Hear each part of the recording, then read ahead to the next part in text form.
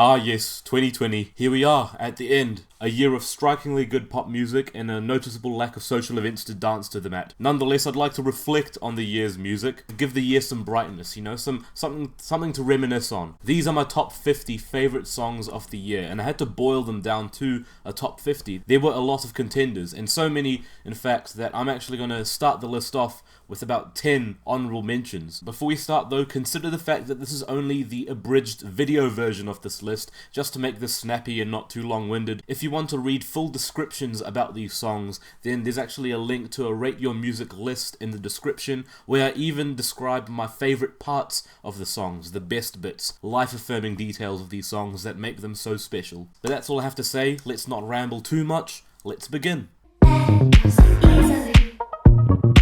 Hallucinate when you call my name.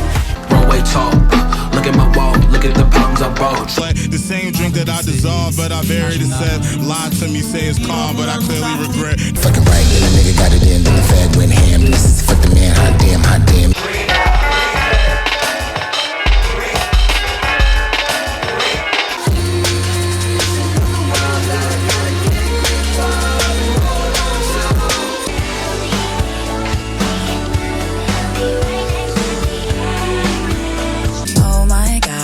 Should I be?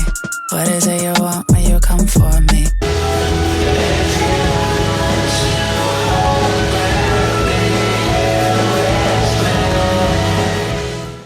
I'm a big dog, big bear, nigga, I'm a lion. I'm the predator of the prey that is hiding.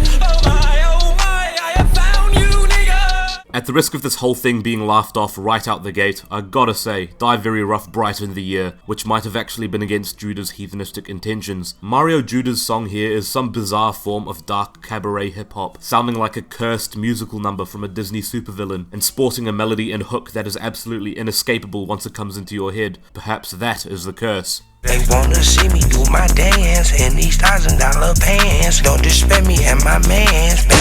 Whole lot of choppers on your ass. Fate does manifest in funny ways, so often that it should not come as a surprise that Detroit rapper SADA Baby, having landed with one of the most aggressively unhinged delivery styles to be heard right now, dropped a single that found itself as the centre of a viral TikTok dance challenge, where 100 different Emma Chamberlains dropped the Running Man for the camera. Let it not be mistaken though, Whole Lotta Choppers is such a good song. It doesn't showcase the fullest rapidy rap abilities of SADA quite like Preston or WWF, but a song like Choppers doesn't come around very often at all, not least for its unusual high NRG dance beat, shook by Miami bass kicks. Don't listen to it if you can't crack a smile. I'm not your fucking friend. Trying to be though.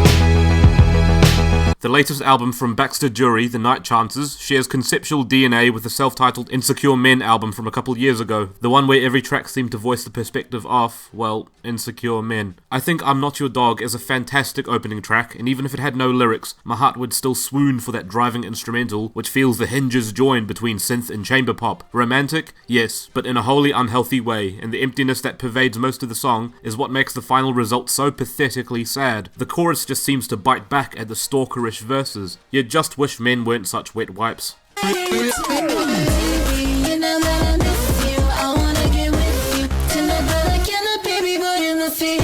A little over a decade ago, Soulja Boy Tellum's Kiss Me Through the Phone was a timely pop anthem for its generation of online flirting, cell phone calls, and YouTube virals. The world hasn't changed since then, only amplified. Thus, Kiss Me Through the Phone isn't any less timely, and that kid's hyperpop cover only makes it more so. This is hyper fun, cracking with a Jersey club beat, klaxon-like synths, and a fuckton of distorted bass. It is reflective of the overwhelming state of the current internet world, rampant with e-fantasies, Twitter stan accounts, layers of irony, and Dorian Electra. Blacks covered in white like cats stuck in the twilight. Wildlife, see the wise life stuck in hindsight. Side bright, re-catch up. It's monumental, don't mind you, didn't mind you. What's in my mind? Chances are, if you're the type of person that tunes into this channel on the regular, then a collaboration with all 5 of these names in one title is already unignorable, but in the context of this year, it cannot be glossed over. Denzel Curry and Daylight are two contrasting voices to speak loud and clear about racial inequity and police brutality over the furious brain-melting squeals from Kamasi Washington's saxophone, like bustling cries for the attention that the world has not been giving enough of.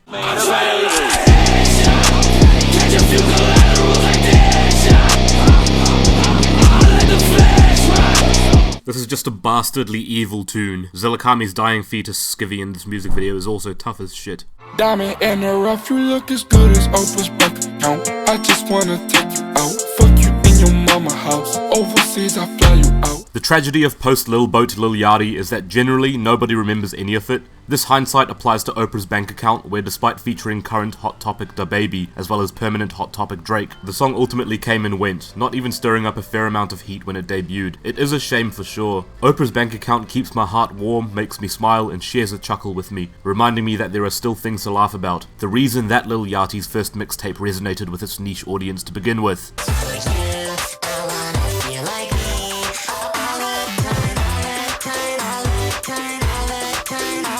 Nights out have an addictive sense of uncertainty. Who knows what the weekend will bring this time? Will you even spend the night at your own house? The Uber ride into town is soundtracked by your friend's favourite pop music. You'll put on your best sober face to smoothly glide past club bouncers. You'll find yourself blowing money on overpriced drinks at dance clubs and pick up large meals from the kebab shop. You've traded Facebook names with friendly strangers whose energy you adored on the dance floor, but you'll probably never see them again. One of your friends is bringing home a girl who says her favourite DJ is Miro Masa. At the end of the night though, and especially the next morning, you'll only have yourself, and just yourself. You're permanent, but the nights are temporary. So all that you can do is make the best of those while you still have the energy. I'm backing up the side when I'm out the ride. I'm gripping on my 45, keep it by my side. You know I'm always down to slide. When it's do or die, I'm just a hustler in the player with the deadly spice.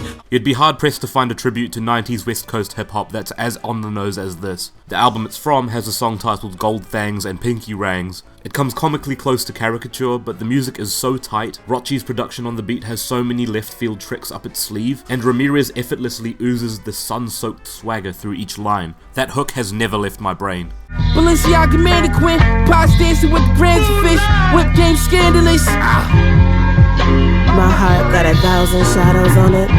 His brain had a lead hollow in it. Westside Gunn's juvenile instincts aren't exactly everybody's bottle of Corona, but they do fuel his musical energy. Party with Pop Smoke thankfully remains his most arresting creation, with or without controversy. It's actually a scary song. The shock horror lyrics touch a few new nerves contrasted against Tyler the Creator's romantic, balmy, moonlit instrumental. It doesn't even sport a beat. Keisha Plum steals the show anyways. Her voice tenderly embraces the lulls of the instrumental, while her words describe violent felonies with this amoral fondness. This sort of gives it a parallel with the vampirical tales of Nick Cave's music, like Let Love In, where quote-unquote romance, yikes, is found in the soul of complete human depravity. The cold nonchalance of Keisha Plum's retelling of ice pick murders, forced witnesses, and falsified coroner's reports, even ended by the rosy-cheeked evil as Satan but I see God all in his eyes, makes this hands down one of the scariest crime stories put to music.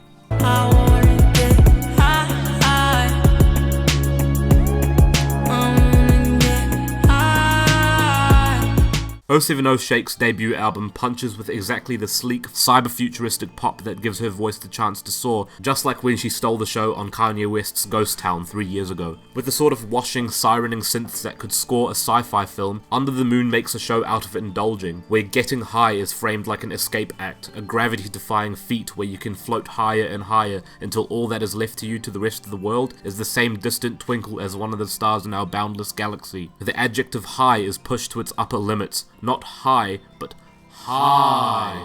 You wanna bother, so you bother me in spite. Bitch, don't fuck up my high, my high, my high. Please don't fuck up my high, my high, my high. Disclosure have never dropped a track this flat out dangerous, and that's down to one of the most chaos-hungry beats to date. The song is actually fronted mostly by Amine and tailgated by Slowthai, so there's tons of cheek in store I'm sure you'll expect. To me, it's like the spiritual successor to Dizzy Rascal's Bassline Junkie, a rowdy hip house anthem ploughing its way through the city on a hospital trolley, looking for the next place to wreak havoc. Ooh, lifesaver, hey, what's your flavor? Got a taser that cut like the razor. Just a kiss of death, a tongue you will savor. Moving so precise like their hands on Malaysia. Cakes to KILLA has been rocking the hip house aggression in a flare skirt and a nose piercing for years, so if you're an Azealia Banks fan that feels like your heart's been toyed with for way too long, then I think it's time to do some converting.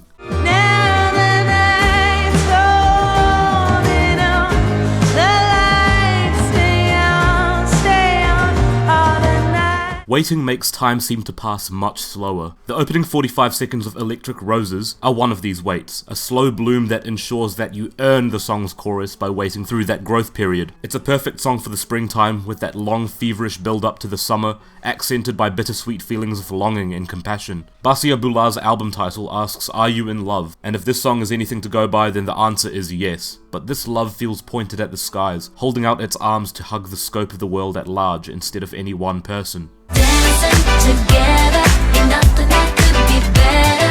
Tomorrow don't matter, we'll make the night last forever. So do you believe in magic? Do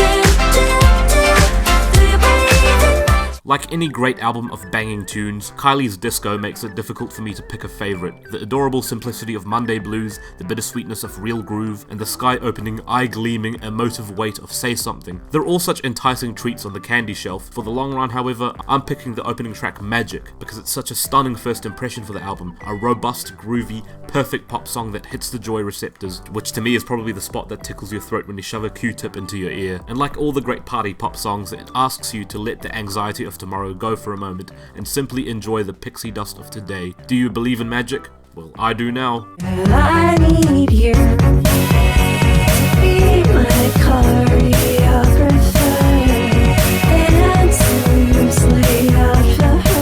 As a songwriter dealing primarily with the feeling of solitude, and coping with this by making connections across the medium of the internet, Katy Day's music does have a theme, the feeling of reaching out. The song Dancing is pure joy, describing herself as an unbounded fluid that will shapeshift however, and travel wherever it needs to sustain the euphoria. The song isn't about being alone though, she reaches out for anybody who will be able to choreograph the moves for her. This isn't self-deprecation though, not a request for somebody to possess her agency, but instead the want for somebody to recognize her for herself, understanding her identity enough to be able to bring the best dance moves out of her. She knows this level of intimacy is like walking on eggshells, so she promises it'll be okay. Each line of the chorus is like a ballet movement, but the nerves are also there too. They're the first slow steps to dancing again, and that's beautiful. If a breakdown, don't make it up.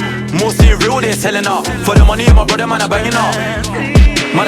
Whatever SALIEU is doing, I can't wait to hear more of it. Most of his singles so far, plus a fresh new mixtape, Send Him to Coventry, have had the sensibilities of UK drill, but with this exciting focus on revitalising Afrobeat. But my pick of the year, Bang Out, makes the full commitment to drill. As sleek as it is, it's also a tad spooky, and that's helped perhaps by its core sample of David Sylvian's voice, via the Japan song, Ghosts. Each time his voice comes up, it's like the breathy release of a spirit in the room.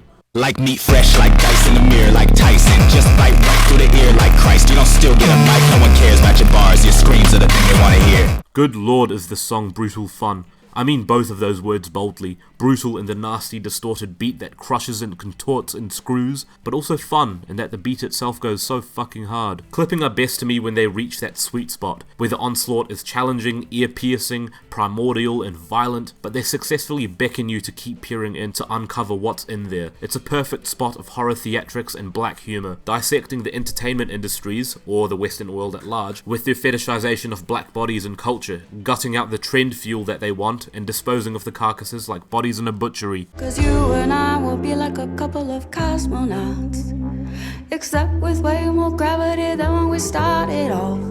Whoa, you and I will be like a couple of cosmonauts. Fiona Apple's portrayal of love is jagged and violent enough to scare you off from the concept altogether and make you retire as a eunuch. She has this cauldron of metaphors for breakups, and they include white dove feathers soaking up hot piss, as well as having her head torn off by a werewolf. And yet, even when she describes matrimony or marriage or the start of a relationship, there's this pessimistic aura to her words, only enhanced by her hiccuping, rollicking vocal delivery like a machine on the verge of falling apart. Cosmonauts starts excitingly with the line, "Your face ignites a fuse to my patience," but the song is very obviously about being together. But then she strikes again. She compares it to being like cosmonauts in a cramped space, with extra gravity weighing upon their bodies. It's not a sad song, but you do get the sense that as she strains her throat to shred out the final refrain, she is bellowing out every last ounce of herself into the air, the kind of honesty that is so cathartic to offer to the world that it hurts.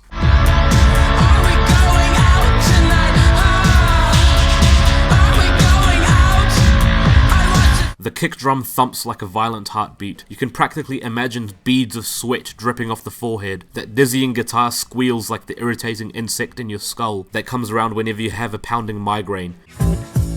Gonna let my guard down to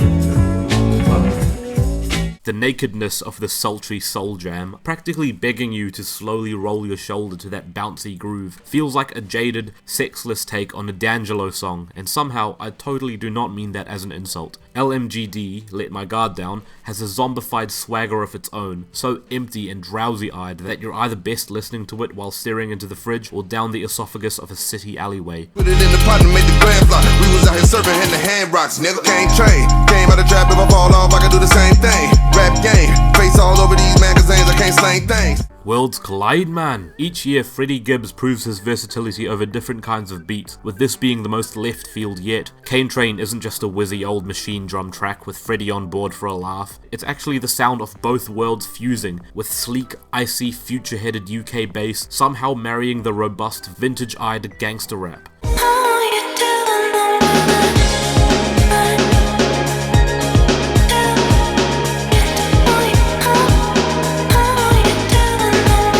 Three years ago, Tierra Whack released the music video for Mumbo Jumbo, a song whose lyrics were comprised of gibberish, demonstrating just how emotive you can be without the need for specific words to fill in the gaps. PC Music debutantes Planet 1999 also seem to be onto something with their own wordless joy experiment. While Mumbo Jumbo feels comically unhappy, like the climax of a Jordan Peele film, Party by Planet 99 is instead here to ride a wave of serotonin, leaving sparkle trails behind it wherever it shall surf. Now we're gonna play some more.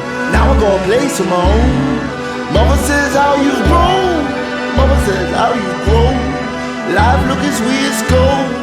Hunger growls like a half-filled stomach on Still Want More, a chamber jazz masterpiece of a song that stomps to the rhythm of a giant's footsteps and swells like a furious appetite that desires for a stupid amount more, a bit like me at Yamcha. It is whimsical the way that the chorus only continues to inflate like a power-hungry empire when one of the choruses sings "Mama says how you've grown" before posing the question, can I ask for more? I know all the things that are bad for me. I don't really care what they say. I've been this way since 17, 18, 19 till I'm in the grave. I know they don't want smoke with me. Depending on the time of the week, I could give you any song from Pixel Bath if you asked me what my favourite song from the new Gene Dawson album was. As of now, it's Power Freaks, but the week before I wrote this it was Bruise Boy, and it'll probably be Pyrotechnics by January. The youthful spirit of Gene Dawson is what lets his music fly so freely, unafraid to genre hop until its legs feel like spaghetti. The music feels unbound by not needing to stick to one idea, identity, or influence, refusing to crane pick a single toy, and just reaching its hand inside and just scooping all of them up. That's really the spirit of being young, reinventing yourself and giving yourself the joy of experience, wearing a ribbon from each moment in the years to come. Give me just a little bit, on me, on my. I don't wanna hear all you want, on me, on my. Rina Sawayama's Excess is the most frightening pop song of the year. Alright, well, first and foremost, it is a banger. It's the best throwback to mid-2000s Britney Spears and Justin Timberlake that I could have ever asked for. But the song feels stuffed, dressed in cyber gear, and with that makeup just too much for the song to handle, ready to crumble under its own weight, with NERD-esque electric guitars flaming out where the cracks are showing. And that's all according to plan, of course. Excess is a song about excess, the crux of a consumer's world where you can have everything that you need and still want more. The scary suggestion, of course, isn't the obvious takeaway that a lot of us are selfish, but the reason for it, that we've been conditioned to believe that without substanceless substance, we just wouldn't be happy anymore. It's a distraction, an escape, a drug for us to believe meaning within. The serotonin rush of this song wouldn't be there if we weren't blowing cash on Louis duffel bags and Cartier love bracelets that we'll probably never even touch again.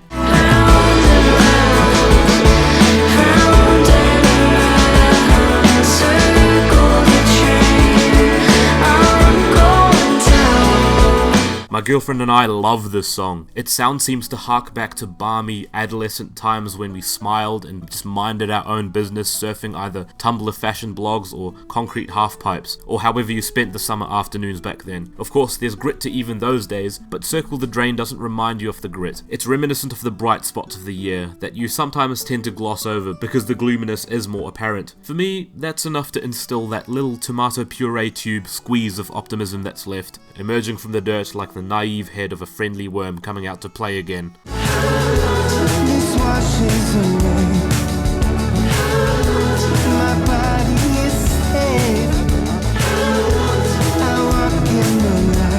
Mike Hadrius' most danceable song to date, On the Floor, captures the uncertainty and anxiety of being possessed by desire, but it also opens its heart to the freeing joy that excitement to make leaps and bounds because you're so tussled in love. If that chorus doesn't make you want to spin around and around in a pleated skirt, then you can wear a pair of shorts if that better suits. You know I don't wanna feel it.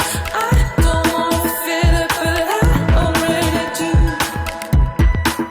No, I don't wanna. You've gone and taken the taste away is a phrase that certainly does not apply to anyone listening to Liverpool-born songwriter and producer Jetta. The singles I've heard from her transform UK-based styles into soulful R&B songs that pop with teary-eyed emotion. Taste sparkles like fish fluttering just underneath the surface of a shimmering pond. And stay forever.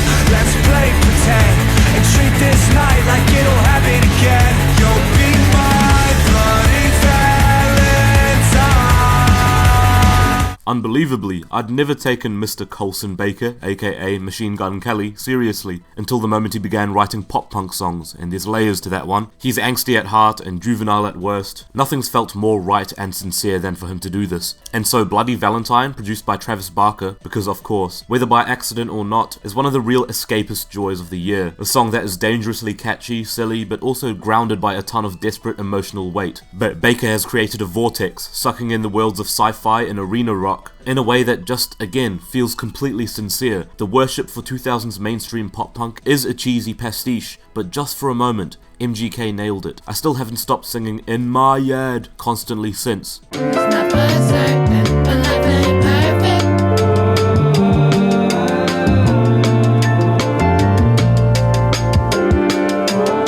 In classic video games, if you die one too many times, you get hit with the game over screen, the game bestowing defeat upon you and suggesting that you give up. The chances are, though, that you won't. You'll just jump right back into that motherfucker and just keep going. Sudden Death is a ghostly anthem that came early into 2020, the game over screen that felt right amid the dread of the year's opening. Its warped piano keys feel properly like an instrument that's been played till its final days, and the song feels like a loop that runs the same hook by you several times, and it'll feel tedious, but the song is ultimately hopeful and human, because the fact is that even in the face of doom, we move regardless. We don't fold like a lawn chair when the game over screen pops up. We push past it and we try at it again. It's a weirdly grounding, even if bittersweet reminder. Where else to go but forward? There ain't no kickbacks or replays, Quelle sings. We can't get back what we save. It's not for certain, but life ain't perfect.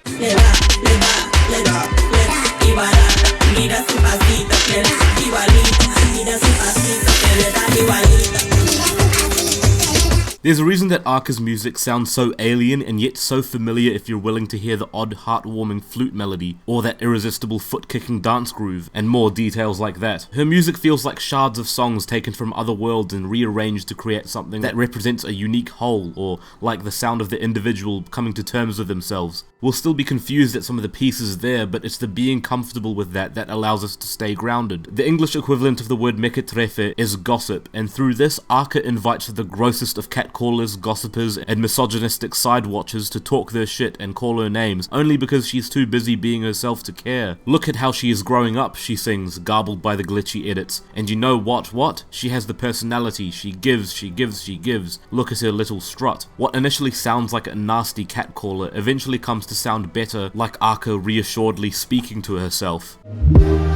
You know me better than I do. Can't seem to keep nothing from you. How you touch myself from the outside. Permeate my ego and my pride. I never could have seen it coming, but POV makes me bawl my eyes out. It's obviously not the first of Ariana Grande's songs to wear her heart on its sleeve, but it is at its most exposed here. You can almost poke at it. That's gross. What POV represents is clarity. We all recognize the ugly parts of ourselves really easily, but it takes trust, not only in our partners, but ourselves, to recognize that we still deserve to love who we are.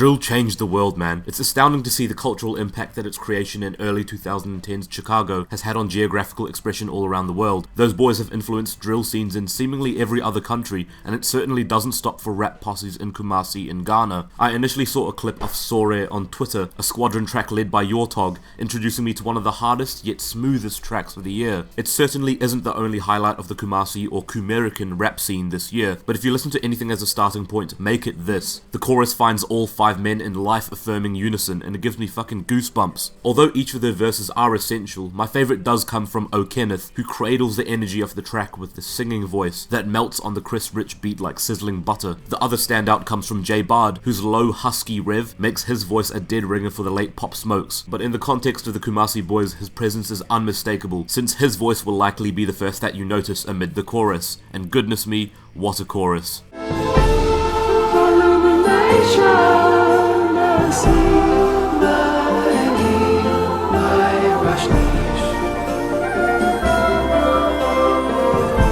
My Rajneesh is pompous and long-winded, but that's kind of grounds for congratulations from Sufjan Stevens, who just seems to dish out audio cinema pieces like this every 5 years or so. As a song, it condenses the last decade of Sufjan Stevens' music, literally by borrowing motifs and instrumental palettes straight from the age of ARDS, but more impressively, it's emblematic of the emotional ride as well, particularly the pained, sensitive heart of Carrion Lol, where Sufjan's Christian faith was found futile and challenged, and then it overcompensates for all of that by throwing loud drum machine noises and other dizzying bells and whistles over the top. Just like on Age of ARDS, at the center of all the chaos is Sufjan himself, using himself as a lightning rod to reach out to the scope of the world. This feels like a desperate outreach to the skies, asking for ascension, asking for awakening. It makes sense then that the song is based on the religious settlement of Rajneeshpuram in the 1980s, where the spiritual leader Rajneesh led his devout followers in promise of awakening, whose Oregon following then poisoned 10 salad bars in the area in an attempt to overthrow the county government. The whole makeup of the song then becomes unsettling, like there's a falseness that undercuts all the supposed triumph that Sufjan might slyly suggest. It would parallel the doubts of his own Christian faith that were the secret key to unlocking Carrion Lol's true grief. I'm about to party on you.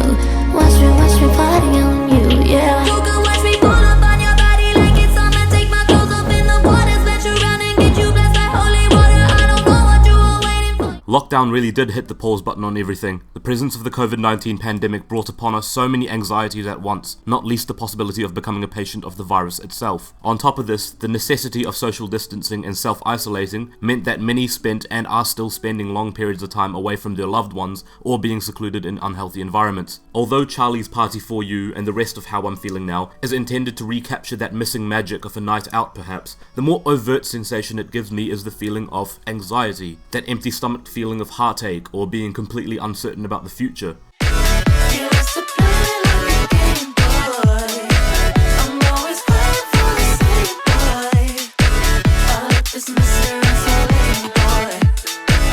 Gabe and Shirk have just been onto it this year. Heart Failure is the year's most instantaneous pop album, but Playboy is to me the song on the album that captures two things: the dance floor ripping joy of Come and Never Go's style, and then fusing that with another unexpected flavour, two-step garage. And as a tongue-in-cheek bonus, the feature isn't actually Katy Perry, it's Gabe's sister.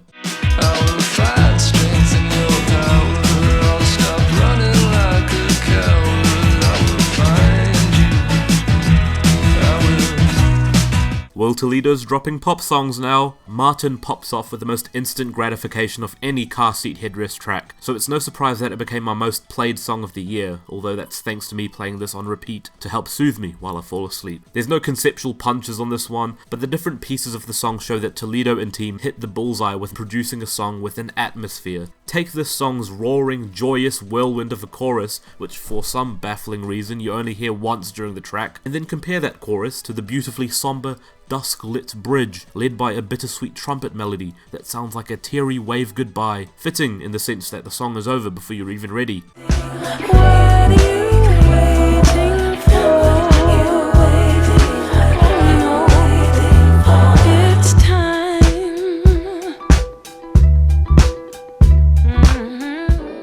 Read My Mind exfoliates the soul. If it had a flavour, it wouldn't be sweet, but instead tart, like yogurt. Its rhythm is sturdy, at a walking pace, just enough for you to keep up. Each chord twists the song into an unexpected direction, like scrunched lips after eating a sour lolly. The harmonies during the chorus sound like a choir of angels. Le Havre's vibrato just puts me at peace. The entire makeup of the song is just immaculate, and then to top it all off, the in-love sentiment in those lyrics is adorable. The idea of being too nervous to make the move yourself, so you're just hoping they'll read your mind and do it for you.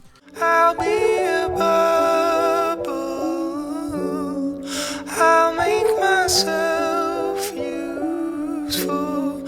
Dive into diamonds, scratched in your smile. A common sensation through listening to James Blake's music is feeling as if you're levitating. Either your feet are hovering a couple inches off the ground, or you're helplessly floating closer to the clouds. Lately though, his music has been driven by vivid heart pulses of compassion, what it feels like to be splashed with love. You're Too Precious is James Blake's sweetest song to date. I don't wanna talk about anything. I don't wanna talk about anything. I wanna kiss your eyes again. Wanna witness your eyes looking. Adrienne Lenker is simply one of the best lyricists out there right now, and that she opens this song with a blaringly evocative line staring down the barrel of the hot sun should speak levels already. It does continue though, and Anything is a song that recalls so many personal details before boiling everything back down to the bare sensation of simply wanting to love and be loved, nothing else. I don't want to talk about anything, I want to kiss your eyes again, want to witness your eyes looking, even I want to sleep in your car while you're driving. The song nods at the overwhelming cloud of bullshit in everyday life and then shoos it away to reveal the simple beauties that remain under the smoke.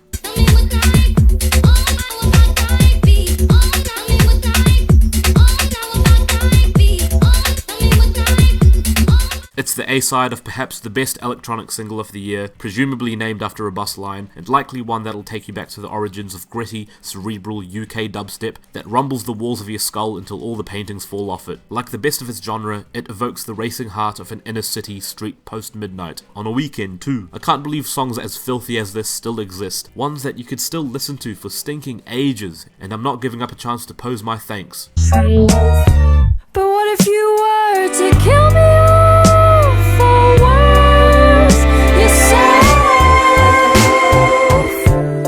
Stop him, wound him, do what you have to. No, I've never taken psychedelics, but none of that is essential to appreciate the lucid mischief of jockstrap, but it is admirable how close they get to the feeling of reality's rules breaking, the wallpaper melting and the floor sinking, obscure images and sounds from deep crevices in your memory coming back to taunt your headspace like a maypole dance. The song Acid feels like accented reality, warping and bending to the subconscious whims, so voices and the backing instrumentation echo the words in the lyrics that'll feel the most anxious. It has the snark and, well, even sound of a chirpy Regina Spektor ballad, but its psychedelic tendencies give it a frightening magical quality, like it really is all in your head. Everyone's convinced it's a government drone or an alien spaceship. Either way, we're not alone. I'll find a new place to be from.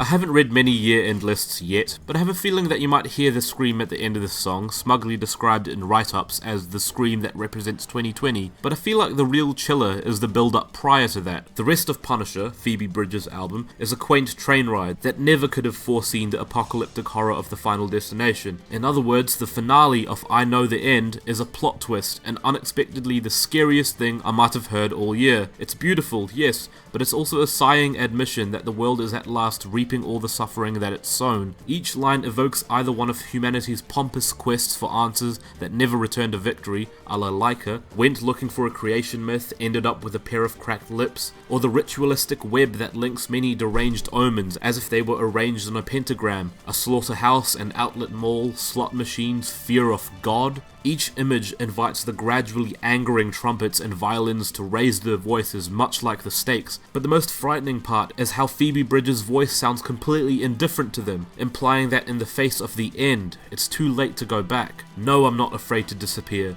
The billboard said the end is near. I turned around, there was nothing there. Yeah, I guess, the end is here. And then you hear that blood-curdling scream. All I do is say say sorry. Half the time I don't even know what I'm saying it about.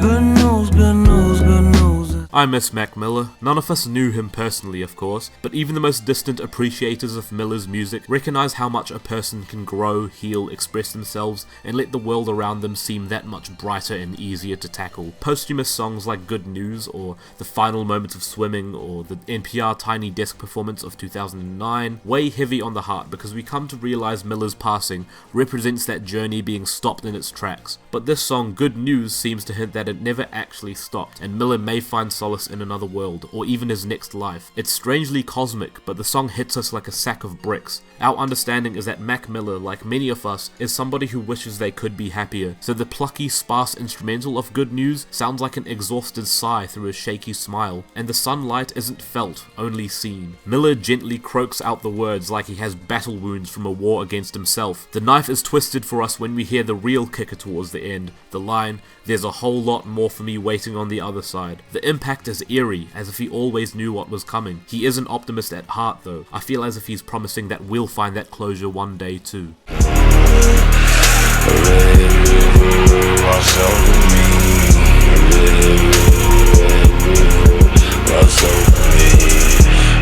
If I listen to the song one too many times in a row, I'll probably dissociate. Salem made one hell, no pun intended, of a return after nearly a decade of studio silence, but more importantly, their landmark contribution to one of the most bizarre flash-in-the-pan musical waves, Witch House. Red River is their best song to date, with an atmosphere that you can get lost in like hellish smoke, even with shrieks interspersed between verses and ear-piercing voices that vulture around the track like famished harpies. The rattling trap hi-hats end up sounding bone-like or skeletal because of this. For the ones down, I said free up.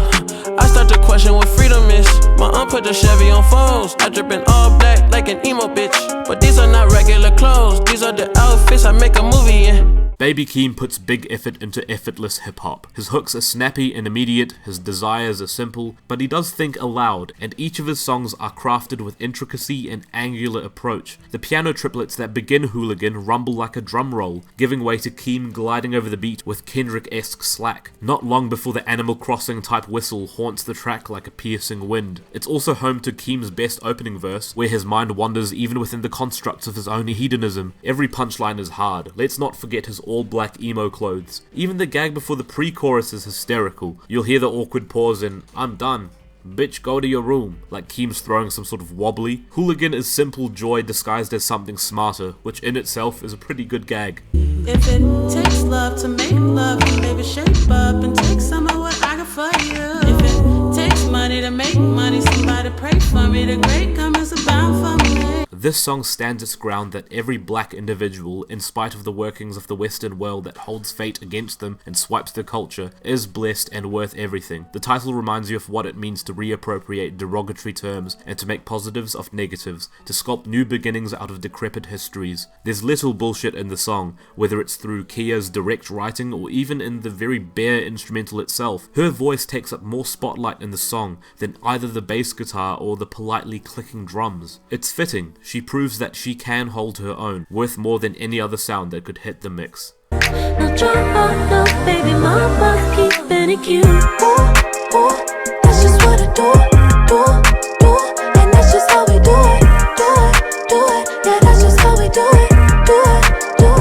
If GUPI's Modest is the entire night out and fast forward, then Chloe and Harley's Do It is the antithesis to that. There's no bittersweetness here, it's just pure, breezy glee. It's that same car ride into town with your friends across a motorway with the window down and sticking your head out the side. You feel glamorous, dangerously cool, and most of all, excited to wreck the scene with your posse's presence. Both Chloe and Harley have soft voices that have massive power when together harmonized, so every moment that they take to flex that on the song is just magical. It's a song for anticipating a good time while also being the good time itself. That's just how they do it, do it, do it. I can be what you need, little baby. Just tell me what you need.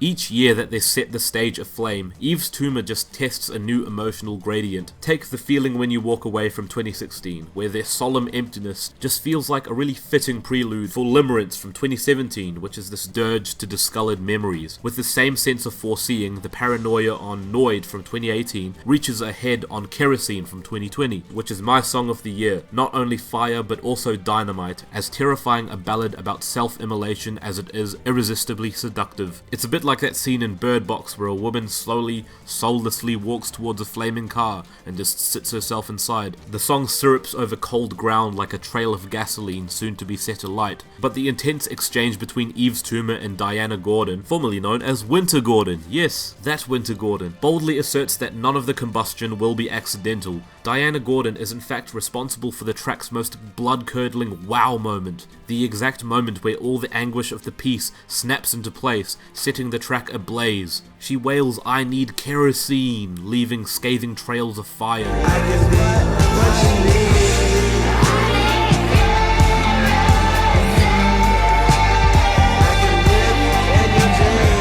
I had a tough time picking out what my song of the year could possibly be, but I heard that angst in Diana Gordon's voice and it wasn't too hard a decision after that. This is no doubt the most incredible creation of the year, but those who know what Yves Tumor is capable of won't at all be surprised.